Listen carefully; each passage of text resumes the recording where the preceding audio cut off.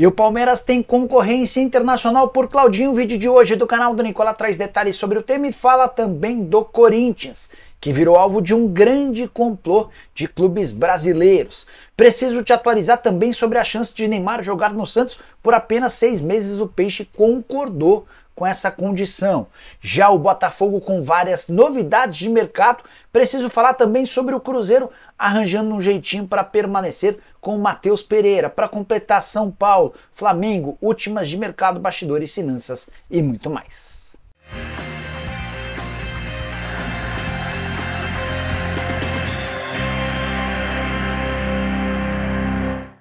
Fala aí pessoal, sou Jorge Nicola, bem-vindos a mais um vídeo do canal, sempre bom ter vocês por aqui, sem perder tempo, só pedir para deixar like, se inscrever no canal e ativar as notificações. Bora começar o vídeo com aquele tradicional giro de notícias e a primeira informação é sobre o Internacional. Alan Patrick, o principal craque do time, é alvo de uma proposta da Major League Soccer, oferta de 5 milhões de dólares. O Internacional não aceitou as condições do negócio, até porque detém só 60% dos direitos econômicos. Já o Ceará admite que busca mais um centroavante no exterior. As tratativas com jogadores no Brasil não avançaram. Dudu, lateral direito, que foi anunciado como reforço do Atlético Paranaense, pode render ao Fortaleza até 4 milhões e 800 mil reais se bater todas as metas. Já Evander, meia que foi especulado no Flamengo e no Palmeiras, pode acabar se mudando para o FC Dallas, proposta de 12 milhões de dólares para o Portland Timbers. Para completar, o Peñarol anunciou o retorno de Davi Terans, jogador que pertence ao Fluminense, chega por empréstimo com opção de compra, enquanto o Racing anunciou oficialmente a chegada de Matias Zaratio, ex-jogador do Galo, compra de 2 milhões de dólares por 50% dos direitos econômicos. Preciso te contar agora que o Sport resolveu abrir seus cofres e já investiu mais de 40 milhões de reais com contratações. Carlos Alberto, mais caro de todos, atacante que estava no Botafogo, operação de 15 milhões de reais. Rodrigo Atencio, meio atacante, comprado do Independiente da Argentina por 12 milhões de reais. Matheus Alexandre, ex-lateral direito do Cuiabá, 9 milhões de reais. Já a manutenção em definitivo do Fabrício Domingues vai custar 4 milhões e meio de reais, jogador adquirido junto ao Racing. O Sport também fechou a contratação de Johan por empréstimo junto ao Internacional e trabalha em outras frentes para melhorar seu time. Carlos Alberto, 22 anos de idade, acaba de se tornar a contratação mais cara da história do Sport, 15 milhões de reais por 60% dos direitos econômicos. Antes de gravar o vídeo, conversei com o presidente do Sport, o Yuri Romão, que afirmou que está tudo dentro do orçamento planejado para o Sport, que de volta à primeira divisão passa a ter uma cota de televisão muito maior. Hora de falar sobre Davi Luiz. Contei para vocês com exclusividade durante o programa do Nicola dessa sexta-feira que o ex-zagueiro do Flamengo e da seleção é novo reforço do Fortaleza. O anúncio vai acontecer na segunda-feira, depois que ele se apresentar para a realização de exames médicos. Na última terça-feira rolou uma videoconferência entre o CEO do clube, o Marcelo Paz, e o Davi Luiz. Tudo foi acertado, ele curtiu mais essa semana de folga, se apresenta na segunda-feira para passar por exames, assinar contrato de 2 anos, prorrogável por um terceiro e ficar à disposição. Atleta de 37 anos de idade que também tinha oferta do Olympiacos e também foi especulado entre outros clubes no Brasil por Vasco, Corinthians e Cruzeiro. Só para completar, o Fortaleza aposta muito na chegada do Davi Luiz dentro e fora de campo, enorme ascendência em relação a outros atletas. Por falar em Fortaleza e reforços, contar que Gaston Ávila deve ser anunciado nas próximas horas, possivelmente ainda nesse sábado. Preciso te contar agora que Pedrinho BH, dono da SAF do Cruzeiro, já admite estender o contrato de Matheus Pereira e, por consequência, lhe conceder um aumento. Foi o suficiente para que eu entendesse que o discurso do Matheus Pereira, depois do empate 1-1 contra o São Paulo, na estreia do time na temporada, ele dizendo que não dá para cravar que fica, faz parte de uma tentativa do Matheus Pereira de garantir aumento salarial. Só para lembrar, enquanto atleta do Al Hilal, o Matheus ganhava na casa dos 2 milhões e 300 mil por mês. Quando comprado em definitivo pelo Cruzeiro, Raposa disse para ele que não daria para repetir o mesmo salário e o Matheus Pereira acabou aceitando uma redução de 500 mil mensais, passando a ganhar 1 milhão e 800 mil por mês. Na oportunidade, ele era o maior salário do elenco, mas o Gabigol foi contratado para ganhar 2 milhões e 400 mil reais por mês. E o Matheus Pereira acabou se incomodando, foi por isso que o Pedrinho BH, ao longo dessa sexta-feira, contou a Samuel Venâncio que já chamou Matheus Pereira para conversar, oferecendo uma extensão de contrato por mais 2 temporadas. É natural que nessa renovação ele ganhe direito ao aumento e passe a ser o jogador mais bem pago no mesmo patamar do Gabigol, acabando de vez com essa especulação de que o camisa 10 da Raposa pode deixar o clube. Hora de falar sobre Neymar no Santos. Fui o primeiro a contar para vocês nessa terça-feira que o Neymar discute a rescisão do contrato no Al Hilal. Rescisão pode acontecer até a semana que vem e não era para descartar a possibilidade de o Neymar jogar no Santos, até porque o atacante brasileiro pretende ficar 6 meses no Brasil.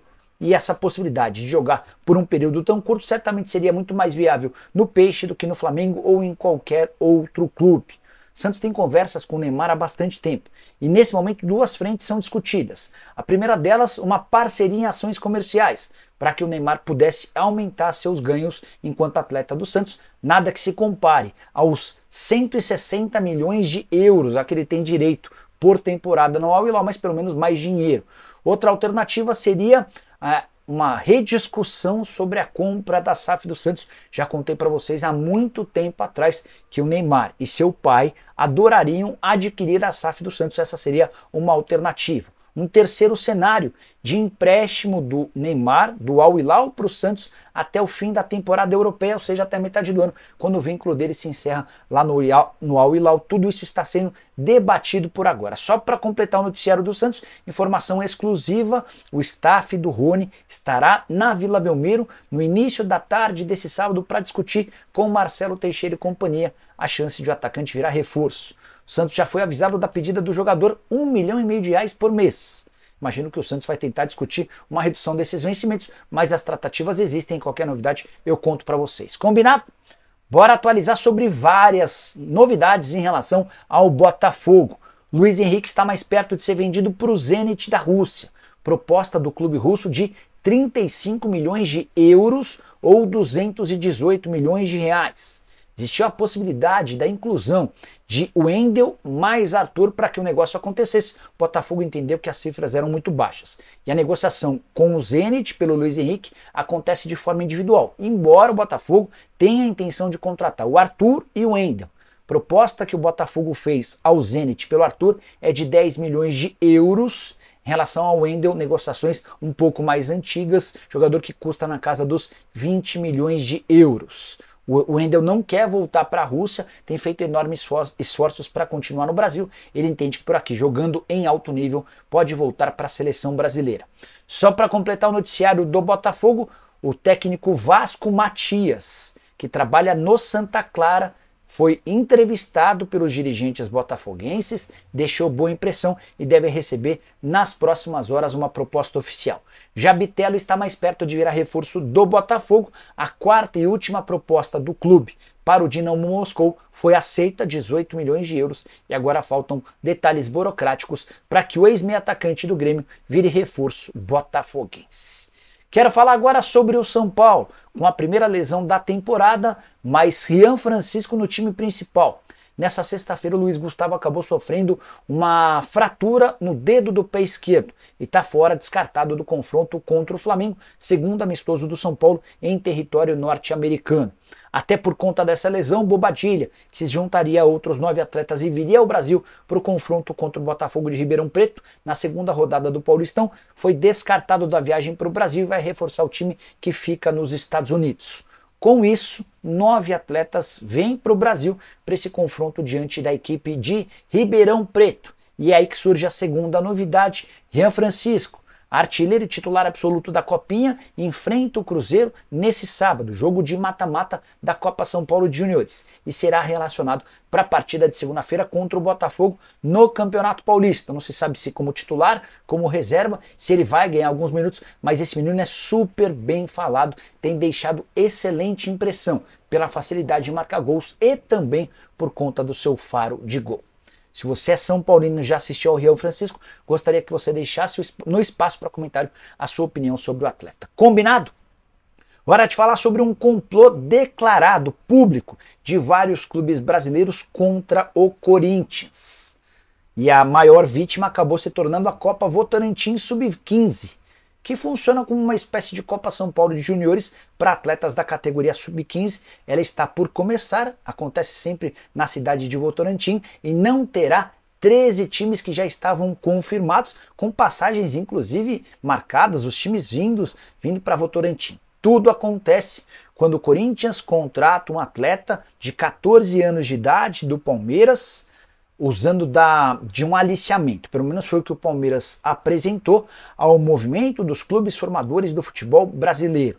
Existe um código de ética entre esses clubes que integram o movimento. O Corinthians quebrou esse código e foi punido, excluído do movimento. A partir daí, além da punição da exclusão, todos os outros times passam a exigir que as competições sub-15, sub-17 deixem de ter deixem de ter a presença de clubes excluídos desse movimento, no caso o Corinthians. O pessoal do movimento entrou em contato com o pessoal da Copa Votorantim e falou, ó, se o Corinthians disputar esse torneio, a gente está fora. O prefeito da cidade de Votorantim disse que não tinha autonomia para excluir clube algum, até porque o Corinthians não feriu nada em relação à organização. E a decisão de manter o Corinthians fez com que São Paulo, Palmeiras, Santos, Cruzeiro, América, Juventude, Goiás, Sport, Fortaleza, Ferroviária, Guarani, Bahia e Novo Horizontino abrissem mão da disputa da competição. A consequência, o torneio, que teria 16 times, passou a contar com apenas 12. E a introdução, os substitutos desses times de peso que saíram, dá para dizer que é uma substituição bem modesta. Entraram Lemense, Paulínia, Aster, União São João, Prata da Casa, Noroeste, Inter de Limeira, Rio Branco e São Bento. Gostaria muito de saber a sua opinião sobre o tema. Use o espaço para comentário e registra o que você pensa. Combinado? Hora de falar sobre o Flamengo, que fracassou com público no Nordeste, mas a justificativa. Antes, só contar que os jogos em Aracaju, Sergipe e Campina Grande, Paraíba, contaram com públicos menores do que 4.000 pessoas. Nada que se compare à realidade do torcedor do Flamengo no Nordeste. Os dois reais motivos para públicos tão baixos. Primeiro deles, o Flamengo foi jogar com uma equipe sub-20, que teve o acréscimo do Carlinhos, tem o Lohan como jogador mais conhecido, os demais todos atletas sub-20. Para piorar, a prática de ingressos foi extremamente equivocada. No jogo em Aracaju, por exemplo, o ingresso mais barato a R$ 150. Torcedor nordestino, que é torcedor do Flamengo que mora no Nordeste, não é bobo. O cara não vai gastar um caminhão de dinheiro para ver um time sub-20 do Flamengo nas 2 primeiras rodadas do Campeonato Carioca. Para piorar, além do baixo público, os resultados não foram bons. Derrota para o Boa Vista por 2-1 e empate em 1-1 com o Madureira. Vale a lembrança de que o time principal está nos Estados Unidos participando de uma pré-temporada, tem confronto contra o São Paulo durante esse fim de semana. A saideira do Flamengo. Jorginho e Flamengo ainda não chegaram a um acordo financeiro. Já há um acerto em relação ao tempo de contrato, 3 anos de vínculo, mas Jorginho quer um patamar financeiro compatível ao que ele tem na Premier League, onde ganha na casa dos 3.200.000 reais por mês. O Flamengo oferece um vínculo bem menor do ponto de vista financeiro e as tratativas ainda não foram bem sucedidas. Preciso falar agora sobre o Palmeiras, com 2 novidades envolvendo o Claudinho. O meio atacante, que pertence ao Zenit, 27 anos de idade, é sim alvo do Palmeiras e as negociações já existem.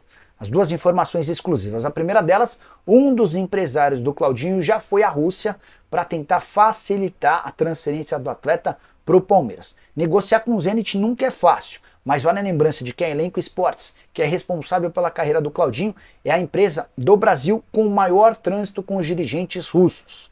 O Guilherme e o Fernando Garcia têm enorme entrada com os dirigentes. Foram vários atletas brasileiros negociados com o Zenit a partir dessa dupla de empresários. Um desses já está na Rússia para tentar acelerar o processo de transferência do jogador para o Palmeiras. A segunda informação não é tão positiva assim. Além do Palmeiras, há o interesse de um time do Catar. Estou tentando confirmar qual clube é esse. O que eu posso assegurar é que há essa proposta oficial. O que joga a favor do Palmeiras é a vontade do Claudinho de voltar ao Brasil. Ele entende que, se contratado pelo Palmeiras ou qualquer outro clube daqui e repetir o sucesso no Brasil que ele faz na Rússia, vai ter chance de integrar a seleção brasileira.